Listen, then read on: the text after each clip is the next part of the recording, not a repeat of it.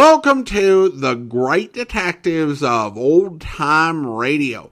From Boise, Idaho, this is your host, Adam Graham. If you have a comment, email it to me, box13@greatdetectives.net. Follow us on Twitter @Radio Detectives and check us out on Instagram, instagram.com/Great Detectives. If you are enjoying this podcast, please follow us using your favorite podcast software. As you're making your travel plans for the fall and the holidays, remember JohnnyDollarAir.com. JohnnyDollarAir.com is our Priceline affiliate link. And if you end up making a travel purchase for hotel, rental car, or airline tickets, part of the purchase price supports the Great Detectives of Old Time Radio at no additional cost to you. So remember, when making your travel plans, check JohnnyDollarAir.com first. Now it's time to wrap up this week's Yours Truly Johnny Dollar serial. The original air dates May 9th through May 11th,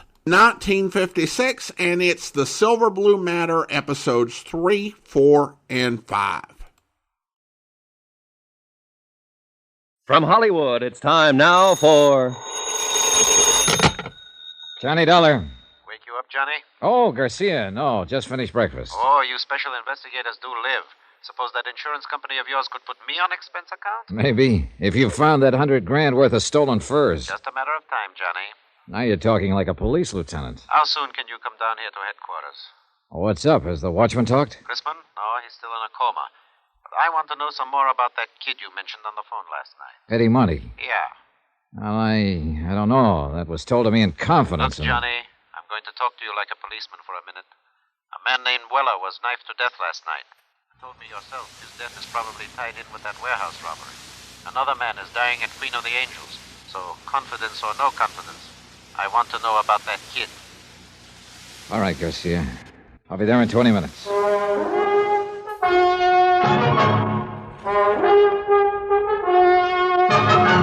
Tonight and every weekday night, Bob Bailey in the transcribed adventures of the man with the action-packed expense account, America's fabulous freelance insurance investigator. Yours truly, Johnny Dollar.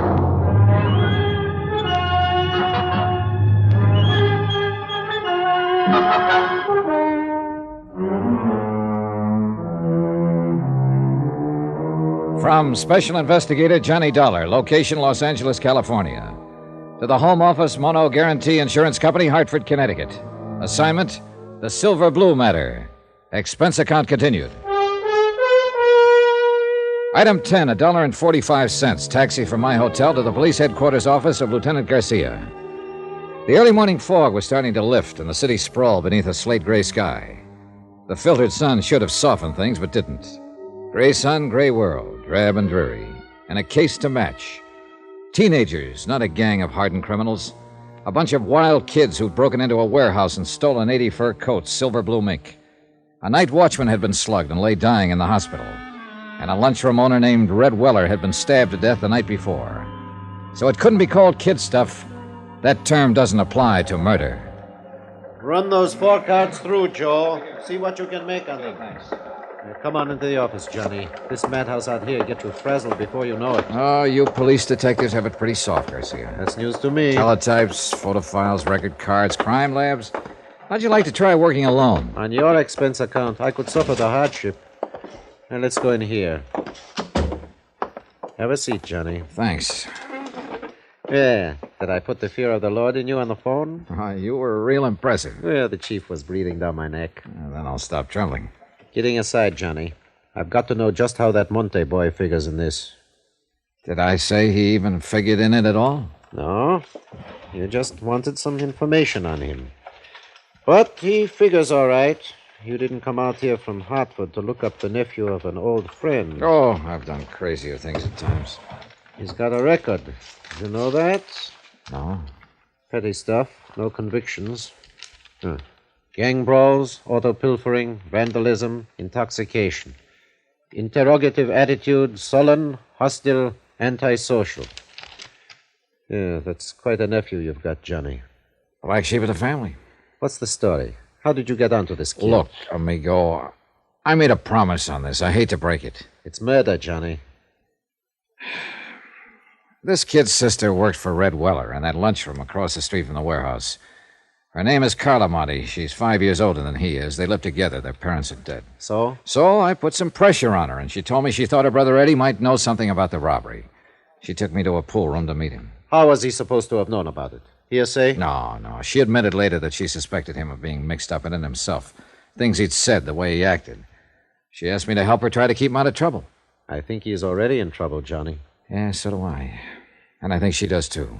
What did he have to say when you talked to him in the pool hall? Several things, but they added up to 2 words. Get out. When I wouldn't, he did. Why do you think Red Weller was killed, Johnny? Well, I think those kids used his lunchroom as a lookout post to spot the prowl car that was patrolling that area. As soon as it passed, they pulled the job. It figures all right. I think Red realized it when he thought back and knew who the kids were. I think that's what he was going to tell me. So they found out what he was up to and knocked him off to shut his mouth. Yeah, it adds up, Garcia. Oh. Now, tell me about her. Carla? What's to tell? She's just a girl, like millions of others. Decent, hardworking, and real sweet. But there's something about her, something special. I don't know what, I don't know the words to use, but... Well, it's there. You feel it. And she's kept it somehow, in spite of everything. I guess I know what you mean. Do you? I told you once, Johnny, I grew up in that district. I know how rough it is. Well, maybe it's even worse for a girl. It is. I know. I had a sister. Oh, I didn't know that. She was a lot like this girl Carla once. Then the district got to her, and she got to be more like Carla's brother. What happened to her? 1 to 5. Possession of narcotics. A couple of other pretty rough charges. She died in Tehachapi prison 7 years ago. I'm sorry, Garcia. Yeah. I don't want to see this girl Carla hurt any more than you do, Johnny. Maybe the hurt will break her, make her lose that something special. But I've still got to pick up her brother and bring him in for questioning. Expense account item 11, $1.90. Taxi to the Weller lunchroom to see Carla Monte. Lieutenant Garcia had a police detail checking known fences and borderline dealers specializing in furs. But so far, none of those contacted had been approached by any member of the warehouse gang. Albert Chrisman, the night watchman who had been slugged during the robbery, was still in a coma, unable to talk. So Carla remained my best, in fact, my only lead to the case. The lunchroom was closed. I paid off the taxi, walked 3 blocks to Carla's apartment house, climbed the stairs, and knocked on her door.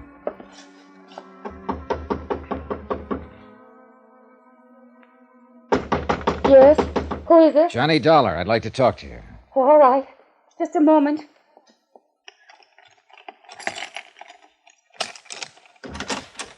Come in, Johnny. What were you expecting, a major invasion? I don't know. I don't know what I'm expecting. Easy, Carla, easy. It's not the end of the world. Eddie didn't come home last night. Oh. I tried, Johnny. I tried to be a mother and father both to him. What did I do wrong? Well, that's the kind of question that doesn't always have an answer. Have you got a drink in the house? Have I what? Got anything to drink? Well, there's some brandy, I think. All right, get it. Well, I don't know if it's a good brand or not. It doesn't matter. Bring 2 glasses. Pour out a couple of stiff ones. No, I don't Go ahead and pour them, 2 of them. All right. Is this a snapshot of Eddie when he was younger? Yeah. He was in junior high school then. It was taken at summer camp when he won a medal for swimming. And that was the only year I could afford to send him. Here you are, John. Thanks. All right, here's a go. Oh, I don't think. Now drink it, all of it. All right.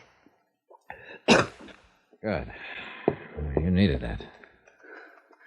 Where do you think he is, Johnny? What's happened to him? Carla, you're going to have to face it sooner or later, and I kind of think now is the time. What do you mean? You've been worried sick for fear your brother would get into some kind of trouble. And you had reason to worry. It's finally happened. No. He's in trouble, all right. Plenty of trouble. You're not the only one looking for him. Who else is? Who do you mean, Johnny? The police. There's an APB out. They want him for questioning in connection with the robbery and with the murder of Red Weller. Oh, no. Eddie wouldn't kill anyone. Maybe not, but somebody did. Some member of the gang that robbed the warehouse. And it looks very much as if Eddie is a member. Yes. I suppose he is. Now, look, Carla. Is there anything you haven't told me about the robbery, I mean? No. I was just suspicious, that's all. Because if there is, let's have it. It's too late to protect him now. The sooner he's taken into custody, the less likelihood of his getting any even deeper. He was out that night. He didn't come home until almost morning. I was worried about it, but I knew it wouldn't do any good to ask him. Do you know who was with him that night? No. Who would be the most likely ones to go along on a deal like that? Any of them. Any of those he's been running around with lately. Any idea where they hang out mostly? Oh, just those two places I took you to last night. That drive-in and the pool hall. Look, if they did pull that robbery, where do you suppose they take the furs? Well, I don't know. Does Eddie have a car? No, but some of the other boys do. Uh-huh. Carlo, would you mind if I look through Eddie's room? No, I don't mind. It doesn't matter. I guess nothing much matters now. It's gone so far that... Wait. It's Eddie. He has his own key. All right, take it easy now. Be careful, Johnny. Sis, you're gonna have... What the devil are you doing here? Looking for you, Eddie. Yeah? What for? I think you know. Eddie, you've got to give yourself up. Shut up! Because I got you to thank for this jam. This insurance dick comes around, romances you up a little, and you sell me right down the river. That's not true. How'd you know you were in a jam, Eddie? I got friends in this neighborhood. They keep me posted. Did the same friends tell you Red Weller was about to make a deal to talk? You're whistling in the dark, Dollar. Maybe. I imagine Garcia will find out, though, when he gets you down to headquarters. Get your hand off that phone! Oh, so you've got a gun. Eddie, don't. Please. Keep out of this. Move back against that wall, Dollar. Put your hands flat against that wall. You keep them there. Give me some clothes, Carla. Come on, make it fast. What are you going to do, Eddie? I said get me some clothes. All right, Eddie. You're wrong, though. You're making a big mistake, Eddie. It's no use running. You'll only... Eddie. What's the matter? Down there in the street. A police car just pulled up. You're lying. Stay where you are, Dollar. I'd kill you, Carla. You're that one that brought him here. Trying to let him trap me. I think I'll pull a bullet in you before I leave. You fire one shot and you won't have a chance. They'll be in here before you can get out of the hallway. You better make up your mind, Eddie. Well, you've still got time. Stay where you are, Dollar. Don't try to come after me. Eddie, please. Give yourself up, Eddie. Stop him, Johnny. I'm afraid it's a little late. Why did you let him go? There was no choice, Carla. He'd have killed you if I'd moved. Well, you'd better give me that list of his friends. The police will want it. Heaven help him. Yeah. That's about all that can help him now.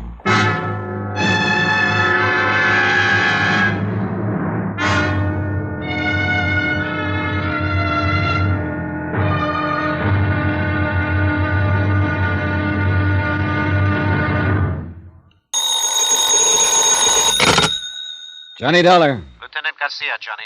Are the boys in the police car still there? There are 3 police cars here now. They've searched the apartment house from top to bottom. Any luck? No, Eddie got away.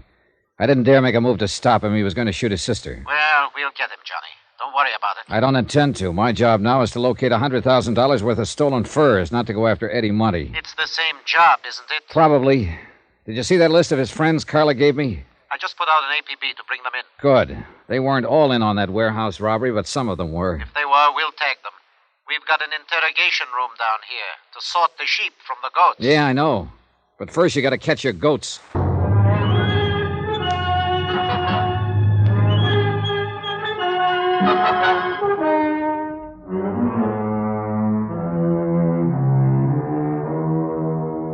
From Special Investigator Johnny Dollar, location Los Angeles, California.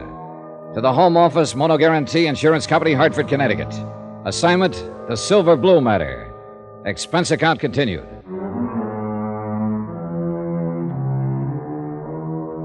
Item 12, 2 cents, for the way I felt. I hung up the phone and walked to the window, stood there looking out into the street. The police were leaving the apartment to carry their search for fugitive Eddie Monte into wider territory. And Eddie's sister, Carla, sat huddled in a corner, forlorn, beaten, broken-hearted. From the window, too, the view was anything but cheerful. Dirty, cluttered streets lined by row on row of sagging tenements, drab and gray in the weakening light of late afternoon. This was the slums that had spawned Eddie Monte, raised and nurtured him, made him into a member of a gang, and had now sent him fleeing from the police with a gun in his hand. And the same slum had bred the others of the gang who'd robbed a warehouse of 80 silver blue mink coats, slugged night watchman Albert Grisman into a near-death coma, and had murdered a man who'd tried to give them away. Why, Johnny? What got into him? Why is he ending up this way? I wish I could tell you, Carleton. I did something wrong. That's it, of course, but what? Forget it. You did all you could. It wasn't enough. Well, sometimes nothing is enough. And nobody knows exactly why. I loved him. I never thought of him as just a nuisance of a kid brother, the way a lot of girls do. Now, look. You did more than anybody could expect. You were a pretty young kid when your folks died. Too young to have to take on the responsibility of raising a teenage brother. But I tried. I tried hard. And I thought I was doing all right until lately. But now So it didn't work. And what's happened is breaking your heart. Well, that can't be changed. But just remember this one thing. You did the best you could. And that's all anybody can do. So don't blame yourself. Tell me something, Johnny. Yeah? You're wearing a gun. I don't think Eddie knew it when he ran from here. Maybe you couldn't have used it to disarm him. Not when he was on the verge of killing you. But you could have drawn it and killed him. He was careless. He gave you several chances. Why didn't you? I don't know. Thank you, Johnny. I'd like to look through Eddie's room, if you don't mind. All right. I'll go with you. This way. It's down the hall. Thanks. Oh, somehow I still can't believe it. Not the killing, at least. Eddie is just not that kind. Well, a kid gets under pressure sometimes and gets pushed overboard. Maybe we'll know more when they pick him up. What if he tries to resist arrest? You know the answer to that. Oh, I hope he doesn't. Well, here it is. This has been Eddie's room since he was 13. It ought to tell something. The main thing at the moment is to find something that tells where he might go to hide out. And I've also got $100,000 worth of furs to locate. Well, you go ahead and look around. Whatever you want. Okay, thanks. I'll be in the living room. You call me if you want me.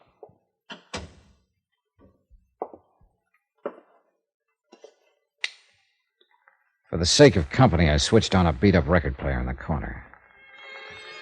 And I looked at 6 years of a boy's life, accumulated in one room. Comic books, hot rod magazines, school mementos, knickknacks, photographs. Junk mostly to anybody but the owner.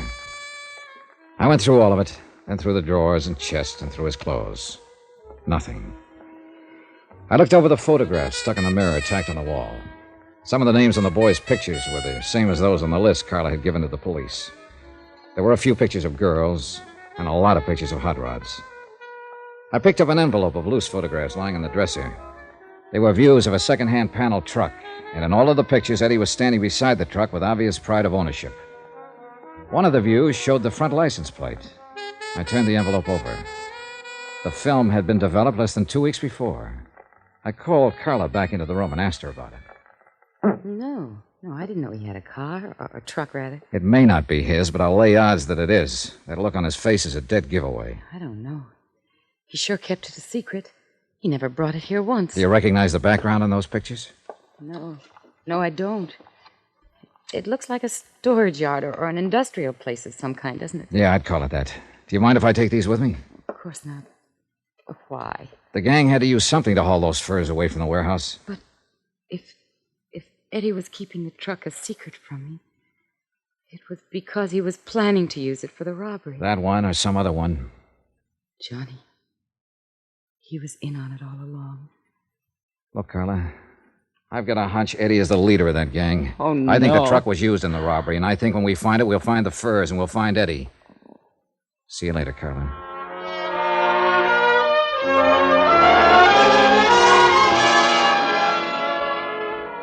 Expense account item 13, $1.85. Taxi fare from Carla's apartment to the police headquarters office of Lieutenant Garcia. Come in. Oh, Johnny, I've been trying to locate you. Oh, what's up? We picked up 2 of those kids on Carla Monte's list. Friends of Eddie's. Wow, that's a start. Not with one of them. He's in the clear. Perfect alibi. We have something on the other one, though. Want to help me talk to him? Yeah, sure. Oh, say, here are some photographs I picked up in Eddie's room a while ago. We should take a look at them, Garcia. All right, let's see them. The pictures were taken about 2 or 3 weeks ago. If this truck is his sister doesn't know about it. Well, he sure got that owner look on his face. Yeah, he sure has. That second one there shows the license number, see? Yeah, I see it. You think they might have used this in the robbery, Johnny? It's a possibility. And we're not exactly swamped with angles. I was wondering, too, if you happen to recognize that background behind the truck. No. Oh, but it looks like it might be down in that area somewhere, the warehouse district. Look, why don't you get some copies made, circulate them, and see if any of your boys can tag the place? Oh, you insurance dicks do get ideas sometimes. Oh, you'd be amazed. All right, I'll do it. And now let's go down and talk to that kid.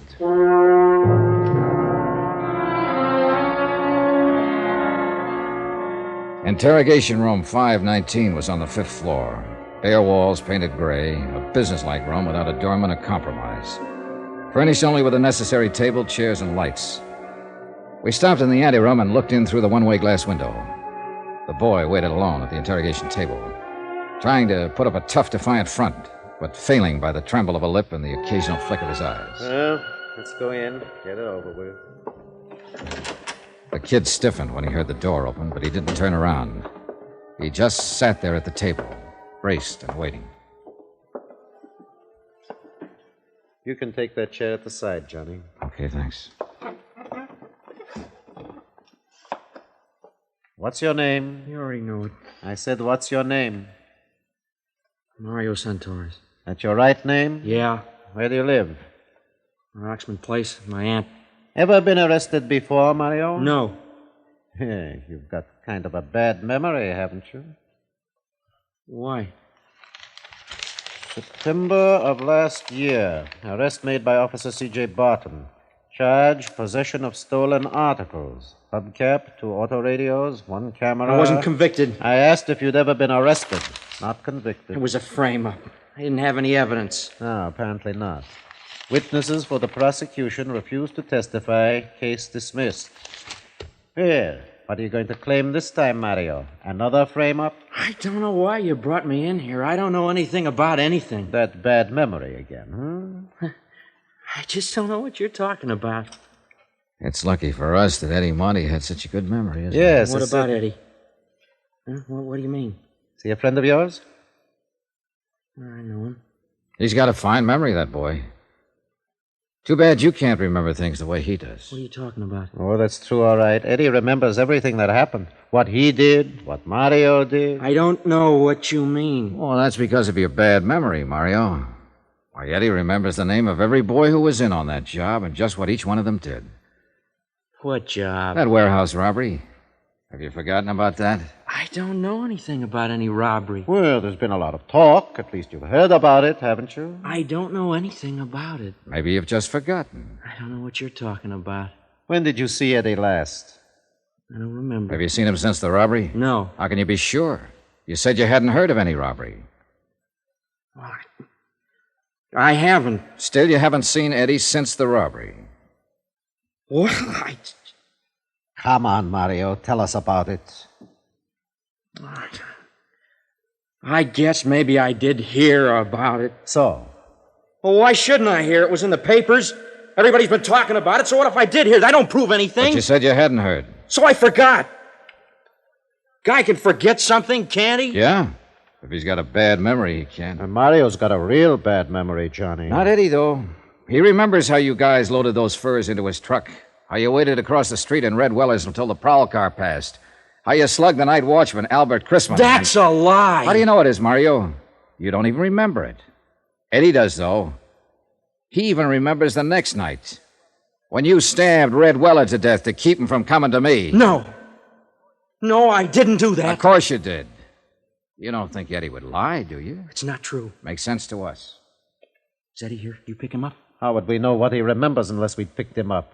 Now, how do you think we got your name? Out of the telephone book? It's not true what Eddie says. Well, if you've got anything to say, we'll listen to it. But I don't think it's necessary, do you, Johnny? No, I think Eddie remembers everything. Let's get out of here. Yeah. He's lying! You listen to me. I'll tell you the truth. I'll get a stenographer.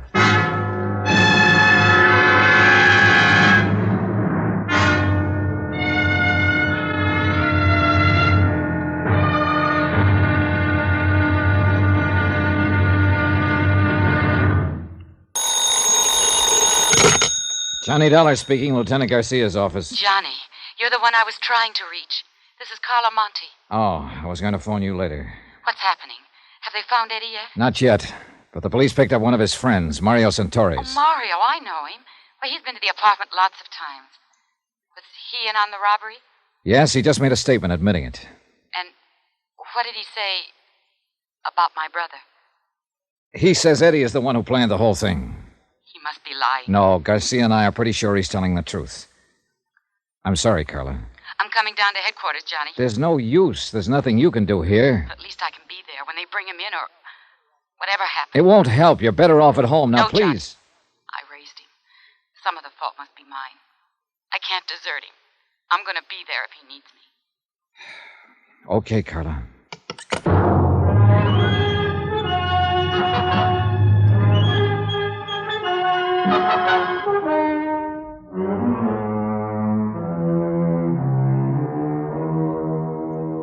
From Special Investigator Johnny Dollar, location Los Angeles, California, to the Home Office Moto Guarantee Insurance Company, Hartford, Connecticut.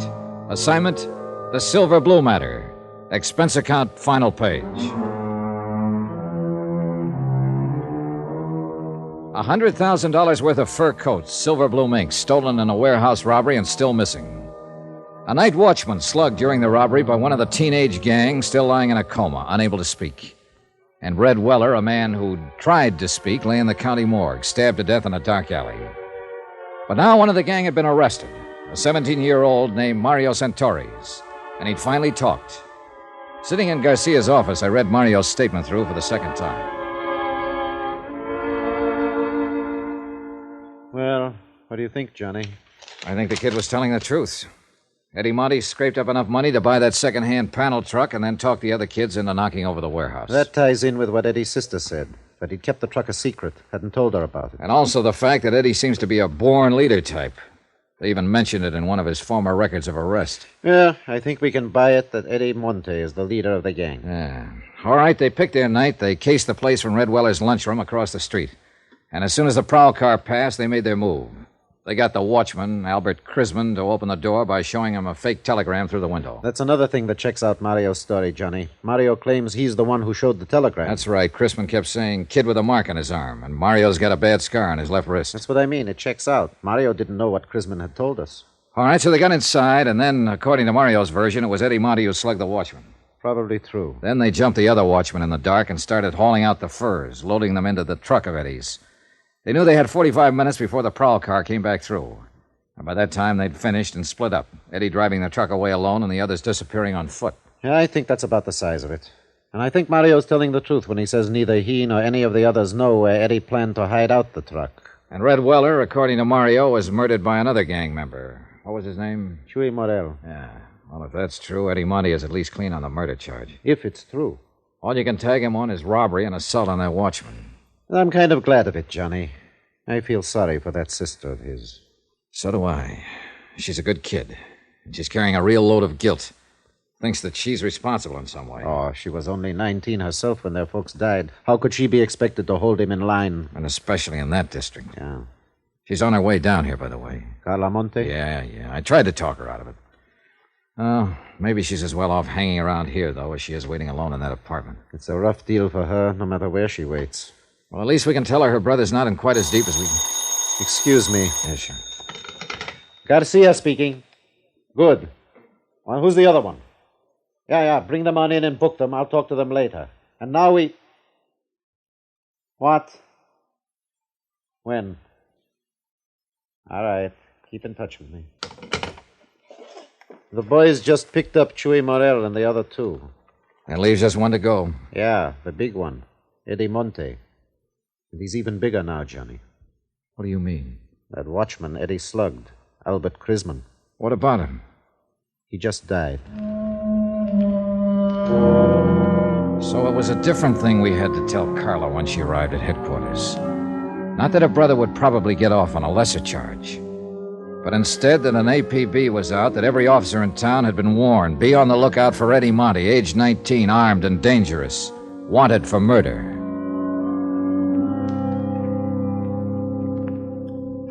Expense account item 15, $12.50, rent on a hired car. One of Garcia's boys was certain that the background appearing in the photograph of Eddie's truck was somewhere in his district, but he couldn't tag the exact spot.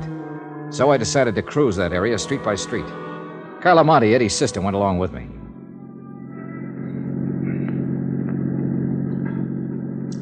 There's an alley off to the right, Johnny. It might be worth a look. Yeah, it runs back toward a lumberyard there. That could be a lumberyard in the background of that photograph. Well, we'll give it a try.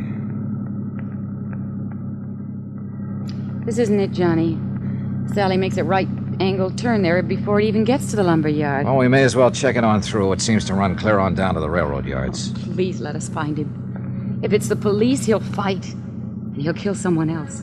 Be killed himself, maybe. It's out of your hands now, Carla. It's got to work itself out in its own way. And there's nothing much anybody can do to stop it or change it. I know, Johnny.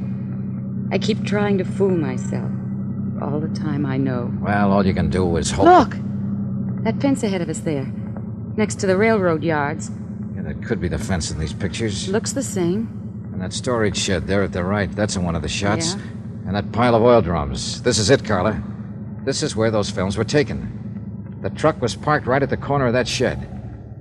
Well, it looks as though that off chance paid off. I'm scared, Johnny. Now that it's so close, I'm scared. Don't be. By off chance, I meant just finding the place. He may not have come back here since the day those pictures were taken. You don't believe that, and you know it. Look, Carla. That house back at the corner has a phone. There's a wire running in from the pole. Go back there and use it to call Lieutenant Garcia. Give him the location and tell him to hit the radio and have this whole area blocked off. Got it? Yes. Tell him to cover the railroad yard, too. Sew up this whole section tight. And tell him to make it fast. Johnny. Yeah. Eddie may be watching us from around here somewhere right this minute. I waited until she'd gone. Then I got out of the car and walked toward the shed and the sagging wooden fence that bordered the railroad yards. It was nearly dark now. The high floodlights had been turned on above the crisscross network of gleaming steel tracks. Shadows play tricks at such a time of evening, and I got sudden movements now and then from the corner of my eyes, but, well, yet nothing really moved. And the only sound was the sound of my own footsteps. I stopped several times and stood watching and listening, but nothing moved. There was only silence. I reached the door of the long wooden shed and found it padlocked. But looking in through a broken window, I could see the lock didn't matter. The shed was empty and long abandoned. Between it and the fence was a drive leading toward the rear. And behind the shed, in a loading area, I found Eddie's truck. And in the back of it was $100,000 worth of furs. All right, Dollar. Get your hands up. Eddie, you're in a rut. That's the first thing you said to me the last time we met. I ought to have killed you there in that apartment. Isn't one killing enough? I don't suppose you know it, but Albert Chrisman died this afternoon. I know. I got a radio in the truck there. That's where you've been hiding out all the time? Look, if I wanted to answer questions, I'd go turn myself in. You may be better off in the long run if you do. Now, You here alone? No, your sister's with me. Oh, for the love... What does she want to do? Watch me get it? Why don't you give me that gun, Eddie? It's only a matter of time. You know that. You don't have a chance. Oh, I figure I got a pretty good chance right here in my hand. Chance at what? To break Carla's heart? Smash her into the dirt, kill her, maybe? Shut up. What more do you want to do to her before you're through? I'm not planning to be through. Oh, that's great. But the police are doing some planning of their own. They gotta find me first. I found you, didn't I? And I ought to kill you right where you're standing. Is that all you got to think about, Eddie? To kill somebody and go on killing until one of them kills you? Shut up! Let me think. Think about Carla if you want to think about something. Think about the things she's done for you, the years she's worked for you, worried about you. That dame was born to worry. Nobody's born to worry. They inherit worries, like you were inherited by her. I didn't ask her to do it. Life didn't give her any choice. But it's too late now to talk about that. It's all over, Eddie. This is the wind-up. Come on now, give yourself up. You haven't got a chance. Oh, and I would have if I gave myself up? Look, don't you hand me that stuff. The police have got this whole section surrounded. Carla went to call them 20 minutes ago. If I thought you were trying to hand me... Keep your mouth shut. Eddie, you don't have a chance. Johnny, Lieutenant Garcia's here. Be careful, Eddie's here. You dirty... I hit the dirt and rolled into the truck and came up on the other side with my gun in my hand. I could hear Eddie running away, but I couldn't tell where he was. Johnny, are you all right? Yeah, I'm all right. Eddie went over the fence into the yards. Where are you? Here, the corner of the shed. Come on, let's go after him. He can't get through. I've got men working this way from the other side. Where's Carla? Back there somewhere. Come on, we can get through the fence here. Carla, stay where you are. Don't follow us. There he goes, Johnny, behind that line of freight cars. All right, come on. He can't get too far that way. There's a train coming. There he goes! He's going to try to beat it. The crazy Eddie! Santa Madre!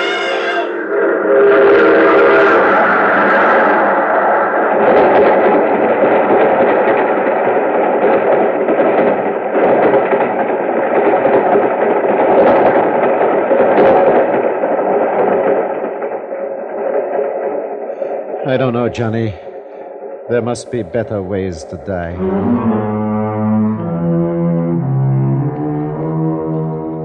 Expense account item 16, $300.60. Hotel and miscellaneous in Los Angeles and transportation back to Hartford. Expense account total, $541.25. End of account, end of report. Remarks? Well, I guess Carla made the remarks for me. I don't know, Johnny. Those 80 fur coats, they'll go back into stock now. They'll be sold to women who'll wear them to parties and dances and nightclubs. And they'll be happy in them. And they'll never know about Eddie or about me or what happened here tonight. Yours truly, Johnny Dollar.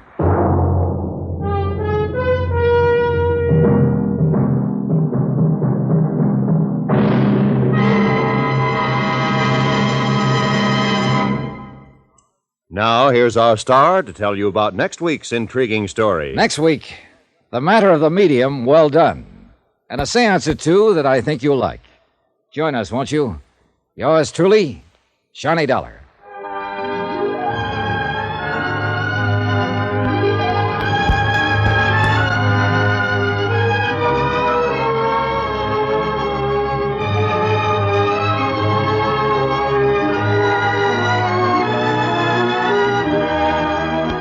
Yours truly, Johnny Dollar, starring Bob Bailey, is transcribed in Hollywood. Written by Les Crutchfield, it is produced and directed by Jack Johnstone. Heard in this week's cast were Lucille Meredith, Edgar Barrier, Victor Perrin, Jack Crucian, Tommy Cook, and Richard Crenna.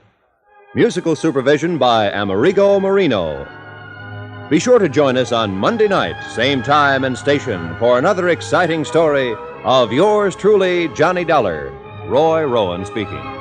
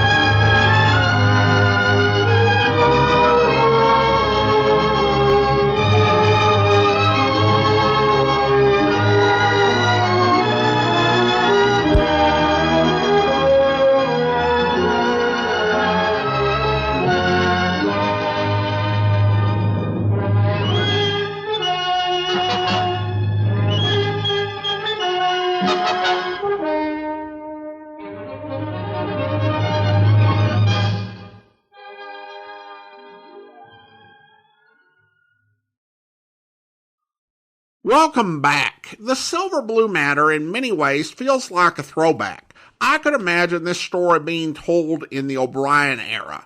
It's a heartbreaking story that only offers glimmers of hope in order to extinguish them. Take episode 5, when it's revealed that the lunch counter owner was killed by another member of the gang, only for it to be revealed a minute later that the guard died. The story serves to highlight the challenges of life in the slums and anyone trying to live a decent life there or raise a family. The ending leaves you really feeling for Carla and all that she's gone through.